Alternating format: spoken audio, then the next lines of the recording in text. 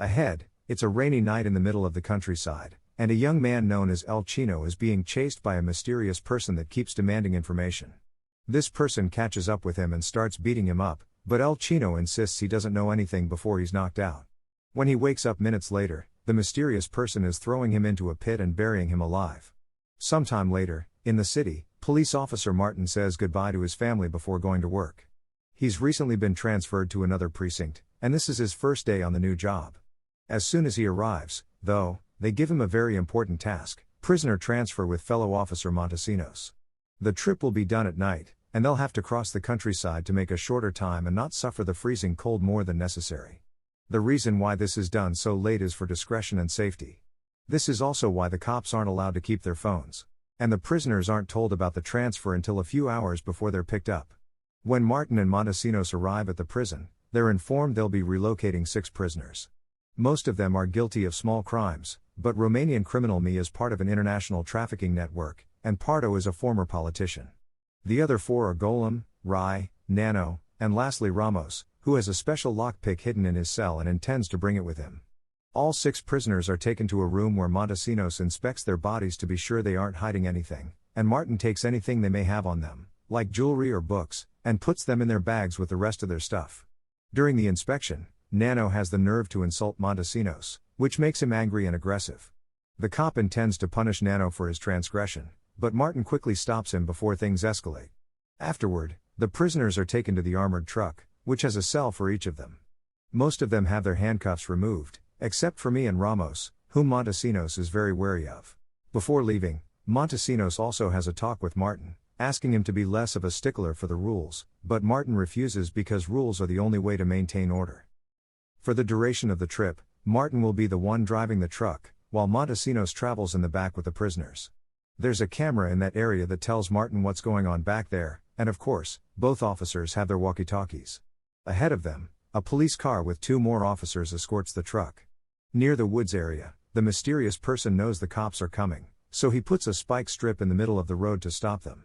Meanwhile, in the truck, the prisoners begin arguing over politics and their crimes, so Montesinos asks Martin to turn up the heat, as they requested, hoping that will help them sleep. As the mysterious person drives past them and gets ahead, Ramos asks permission to go to the toilet. Montesinos takes him there and temporarily removes his handcuffs, allowing Ramos to recover his lock-picking tools, which he had hidden in his rear. The further they go into the woods road, the thicker the fog becomes, and Martin loses sight of the police car. The officers don't answer their walkie-talkies either, and right as Martin begins wondering what's going on, the truck reaches the spike strip, being forced to stop. The prisoners begin theorizing about what happened, thinking this may be Me's powerful friends coming to the rescue. Martin can see the police car among the trees, but the officers still won't answer, so Montesinos decides to come out to investigate. Once he's gone, Me clarifies this isn't his people, and Ramos begins working on unlocking his handcuffs and the door with his tools while he discusses with the others a possible escape plan. A few moments pass, and Montesinos doesn't answer his walkie-talkie either, causing Martin to decide to come out to investigate too. With his gun out, he walks down the road and finds an unconscious Montesinos on the ground. At that moment, the mysterious person begins shooting at him from his hiding spot among the trees, so Martin takes Montesinos' keys and runs to take cover next to the police car. The car is on its side. Both officers are dead. When a stray bullet hits the hood, it leaves Martin deaf and disoriented for a few minutes. He tries to shoot back, but it only ends with Martin wasting all his bullets. He runs back to the truck, giving the mysterious person the chance to hit him on his thigh. Martin enters the truck cabin and tries to contact headquarters to no avail. The truck won't start either, and seeing as the shots are now damaging the glass, it's just a matter of time before a bullet reaches him. Seeing as he has no other choice if he wants to survive, Martin runs to the back of the truck and locks the door behind him before rushing to the first aid kit to take care of his wound. The prisoners want to know what's happening, but Martin refuses to tell them. He gets distracted when he notices on the cameras that the mysterious person is entering the cabin. This is the perfect chance for Ramos to come out of his cell and jump on Martin, starting a fight. Things are pretty equal between them until Martin realizes the prisoners don't know he's out of bullets, so he takes out his gun and threatens Ramos with it to make him stop. Ramos swears he doesn't know who the person outside is, but before they can discuss things further, Pardo and Rai notice something strange in their cells. Someone is pouring gas inside to then start a fire. Since this is an emergency, Martin opens the cells to help. He uses the fire extinguisher on Pardo, but it's too late for him, he's already dead. Ramos helps Rai, whose only body part on fire is his leg.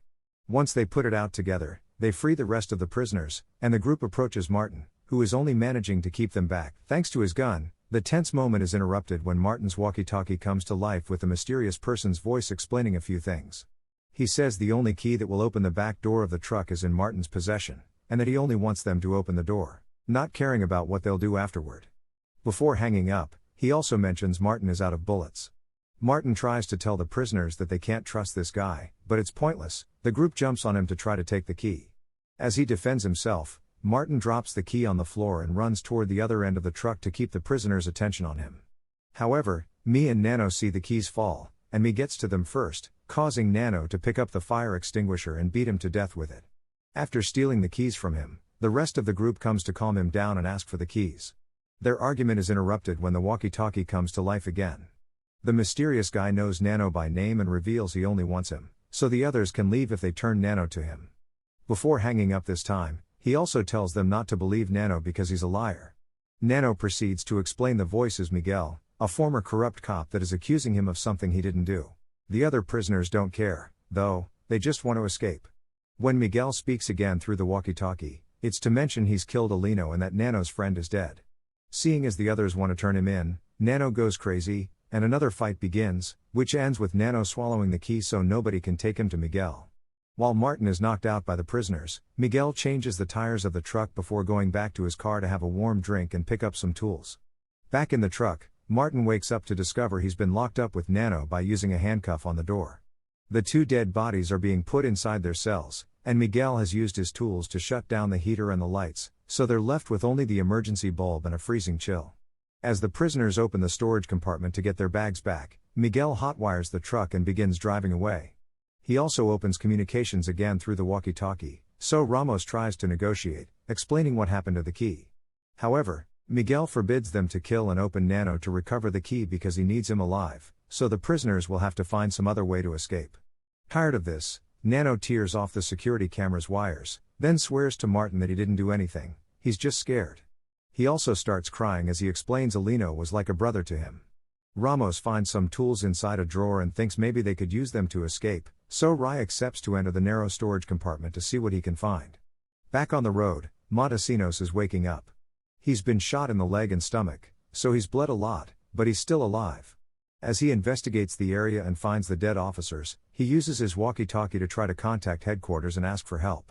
He doesn't get an answer but does find Miguel's car, which has some interesting things inside. Lots of colorful stickers, a gun, pictures of Miguel's family, and a newspaper clip that says they still can't find the body of Miguel's daughter.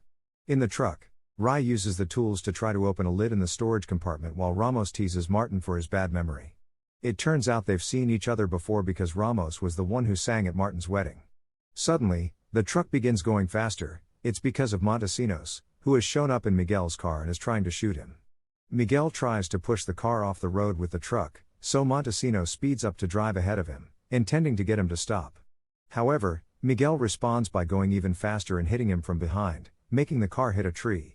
And killing Montesinos for good this time. The truck comes to a sudden stop when Miguel hits the brakes, causing Ray to be pushed forward and hit his head against a screw, instantly dying as well. Miguel gets off the truck to check if Montesinos is really dead before reloading his rifle while he considers his next move. Then, he goes back to the truck and begins driving again, opting for his most desperate plan yet. Ramos tries to talk to him through the walkie-talkie, and at first, Miguel ignores him, but eventually, he gives in and responds by saying the sun is rising, so this is Nano's last chance to confess. Nano still claims not to know what he's talking about, so Miguel hangs up, ignoring Martin's questions. A few moments later, they arrive at a frozen lake. Miguel stops the truck in the middle of it and shoots a few holes around the vehicle before walking away to wait for the inevitable. The ice cracks and breaks, causing the truck to sink. Water starts flooding the inside of the truck, so Martin plays his last card. He confesses there is an emergency exit. He only didn't mention it before because he thought they were safer inside the truck. He'll tell them the location if they free him, so Ramos takes out his lockpick to work on the handcuffs. A sudden movement from the truck makes him drop the tool in the water, so Golem volunteers to swim down and recover it. As the truck keeps shaking, Golem manages to grab the lockpick and bring it back to Ramos, but sadly, his sick body doesn't survive the trip. and he dies as soon as he resurfaces. Ramos manages to free the others right before the truck finally sinks, and Martin points at the fake panel that hides the emergency exit. Nano wastes no time and escapes, but Ramos is clinging to Golem's body, so Martin must drag him out with him before he drowns. It's easy for Nano to reach the surface, and he immediately runs away, unaware that Miguel has seen him and is going after him. Ramos also comes out easily, but Martin is having trouble climbing onto the ice. Luckily for him, Ramos returns the favor and drags him out of the water before giving him CPR. Such an act of kindness inspires Martin not to try to arrest Ramos. Instead, he wishes him luck and shakes his hand. Afterward, Martin follows the sound of a rifle being fired to find an abandoned building. There, he sees Miguel at a window shooting at Nano, who is hiding behind a wall. Martin enters the room Miguel is in and asks him to surrender, which prompts Miguel to admit he will do so after he achieves justice. The truth is that months ago, during a festival, Nano and Alino slipped some alcohol into Miguel's 13-year-old daughter's drink. Then, they took advantage of her intoxicated mind, and once they were done with the abuse, they tortured her too, using pliers and a glass bottle. She was still alive when they tied her to a car they stole that same night to drag her through the ground for hours. And yet, the police still haven't found the body. Only Nano knows where it is.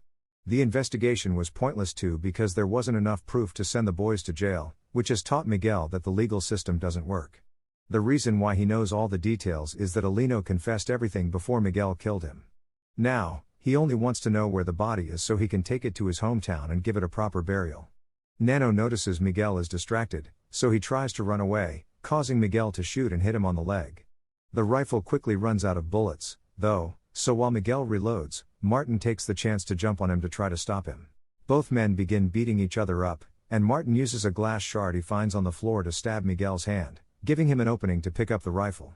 Miguel ignores him, running out of the room to follow the blood trail Nano has left behind, and Martin decides to go after them too after reloading his weapon.